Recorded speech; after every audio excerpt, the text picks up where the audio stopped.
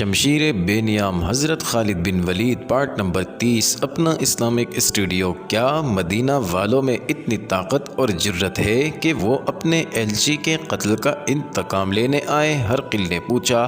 ان کی طاقت کم ہے اور جرت زیادہ، سردار اعلیٰ نے کہا۔ ان لوگوں پر محمد صلی اللہ علیہ وسلم کا جادو سوار ہے۔ پہل مجھے ان کے متعلق اطلاع ملی تو میں نے انہیں کوئی اہمیت نہیں دی، مگر انہوں نے ہر میدان میں فتح پائی اور ہر میدان میں ان کی تعداد بہت تھوڑی تھی۔ میں نے سنا ہے کہ محمد علیہ السلام اور اس کے سالاروں کی جنگی چالوں کے سامنے کوئی ٹھہر نہیں سکتا۔ اس نے مجھے اپنے مذہب کا جو پیغام بھیجا تھا اس سے پتہ چلتا ہے کہ وہ اپنے آپ کو بہت طاقتور سمجھنے لگا ہے۔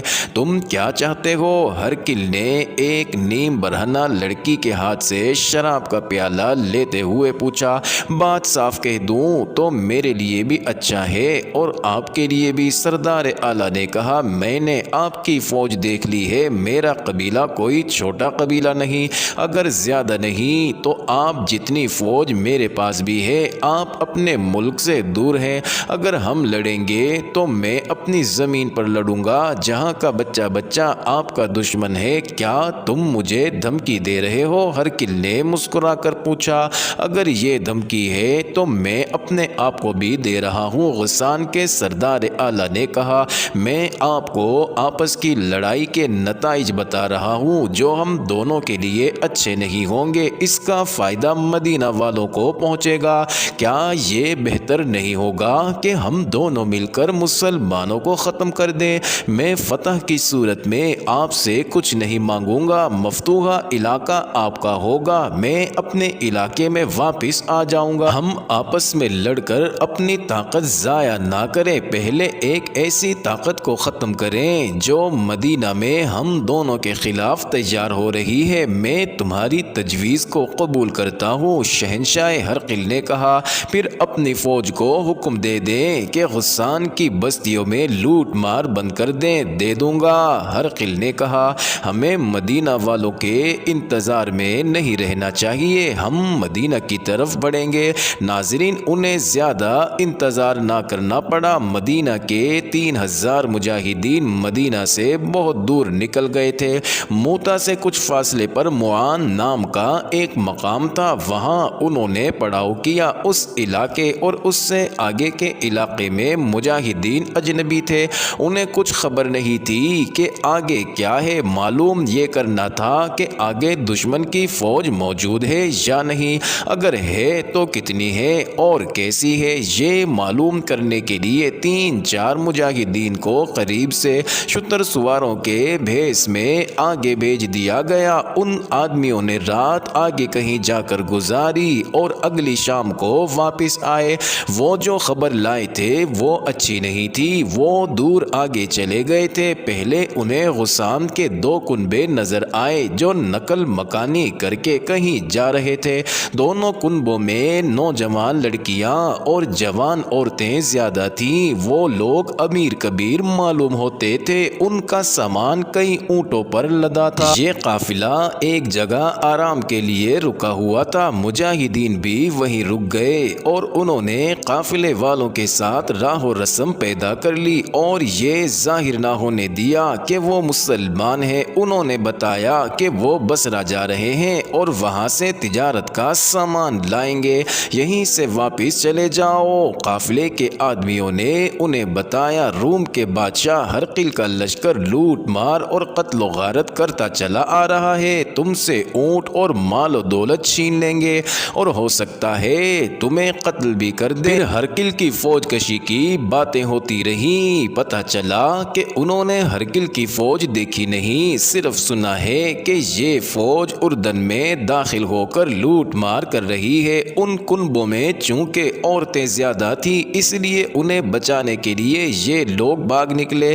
مجاہدین کے لیے ضروری ہو گیا کہ وہ ہرقل کے متعلق صحیح صورتحال معلوم کریں، یہ بہت بڑا خطرہ تھا۔ ناظرین، مجاہدین اور آگے چلے گئے، انہیں غسان کی ایک بستی نظر آ گئی، وہ بستی میں چلے گئے، بتایا کہ وہ بصرہ جا رہے ہیں، مگر راستے میں رہزنوں نے انہیں لوٹ لوٹ لیا۔ بستی والوں نے انہیں کھانا کھلایا اور خاصی آؤ بھگت کی، وہاں سے انہیں صحیح اطلاع ملی۔ ناظرین، صحیح صورتحال یہ تھی کہ ہرقل اور قبیلہ غسان کے درمیان معاہدہ طے پا گیا تھا۔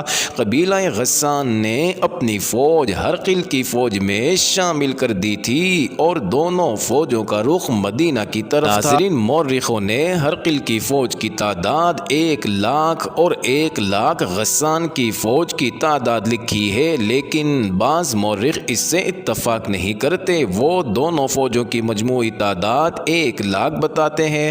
بہرحال مدینہ کی اسلامی فوج کی تعداد سب نے 3,000 لکھی ہے۔ اگر ہم واپس چلے گئے تو یہ ہرقل اور غسان کے لیے دعوت ہوگی کہ بے دھڑک مدینہ تک چلے آؤ۔ عبداللہ بن رواحہ نے کہا، ہم دشمن کو یہیں پر روکیں گے؟ کیا ہم اتنی تھوڑی تعداد میں اتنے بڑے لشکر کو روک سکیں گے؟ زید بن حارثہ نے پوچھا، کون سے میدان میں ہم تھوڑی تعداد میں نہیں تھے؟ جعفر بن ابی طالب نے کہا، اگر ہم مل کر کسی فیصلہ پر نہیں پہنچ سکتے تو ہم میں سے کوئی مدینہ چلا جائے اور رسول اللہ صلی اللہ علیہ وسلم سے احکام لے آئے، ہم اتنا وقت ضائع نہیں کر سکتے۔ عبداللہ نے کہا، دشمن ہمیں اتنی مہلت نہیں دے گا، خدا کی قسم میں دشمن کو یہ تاثر نہیں دوں گا کہ ہم اس کے لشکر سے ڈر گئے ہیں، اور میں مدینہ میں یہ کہنے کے لیے داخل نہیں ہوں گا کہ ہم پسپا ہو کر آئے ہیں۔ زید نے کہا، جانیں قربان کر کے زندہ رہنے والوں کے لیے مثال قائم کر کے جائیں گے۔ یہ مت بھولو کہ غسان کی فوج میں عیسائیوں کی تعداد زیادہ ہے، عیسائی اپنے مذہب کی خاطر لڑیں گے۔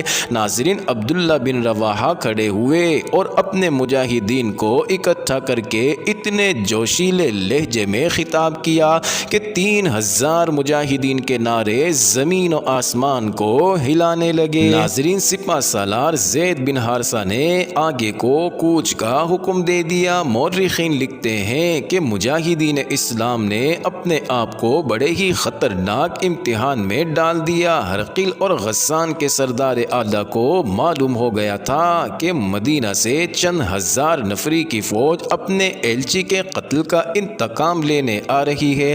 مجاہدین کو کچل ڈالنے کے لیے ہرقل اور غسان کے لشکر آ رہے تھے۔ مجاہدین بڑھتے چلے گئے اور بلقاء پہنچے، انہیں اور آگے جانا تھا، لیکن غسان کی فوج کے 2 دستے جن کی تعداد مجاہدین کی نسبت 3 گنا تھی، راستے میں حائل ہو گئے۔ زید بن حارثہ نے مجاہدین کو دور ہی روک لیا اور ایک بلند جگہ کھڑے ہو کر علاقے کا جائزہ لیا۔ انہیں یہ زمین لڑائی کے لیے موزوں نہ لگی۔ دوسرے سالاروں سے مشورہ کر کے زید بن حارثہ مجاہدین کو پیچھے لے آئے۔ غسان کی فوج نے اسے پسپائی سمجھ کر مجاہدین کا تعاقب کیا۔ زید موتا کے مقام پر رک گئے اور فوراً اپنے مجاہدین کو لڑائی کی ترتیب میں کر لیا۔ انہوں نے فوج کو 3 حصوں میں ترتیب دیا، دایاں اور بایاں پہلو اور قلب۔ ناظرین، دائیں پہلو کی کمان قطبہ بن قطاوہ کے پاس اور بائیں پہلو کی عبایہ بن مالک کے ہاتھ تھی۔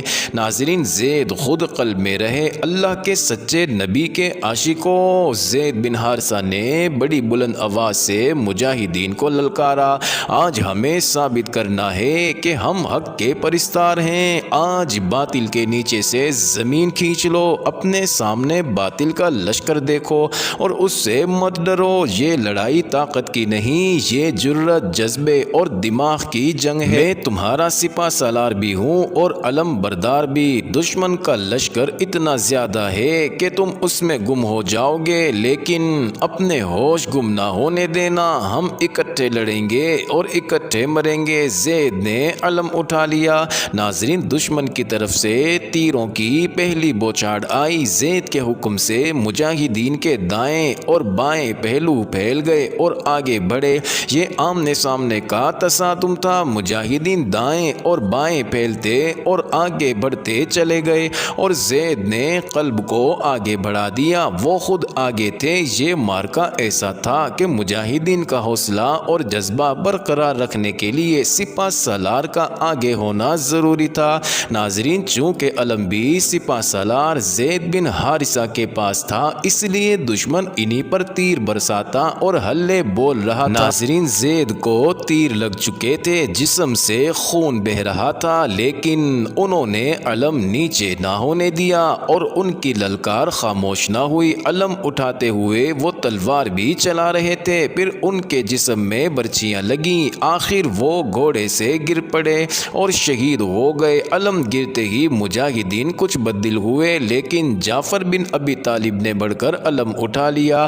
رسول اللہ صلی اللہ علیہ وسلم کے شہدائیوں، جعفر نے علم اوپر کر کے بڑی ہی اونچی آواز میں کہا، خدا کی قسم اسلام کا علم گر نہیں سکتا، اور انہوں نے زید بن حارثہ شہید کی جگہ سنبھال لی۔ معزز ناظرین، یہ انٹرسٹنگ ویڈیو جاری ہے، اگلی ویڈیو قسط نمبر 31 میں دیکھنا مت بھولیے گا۔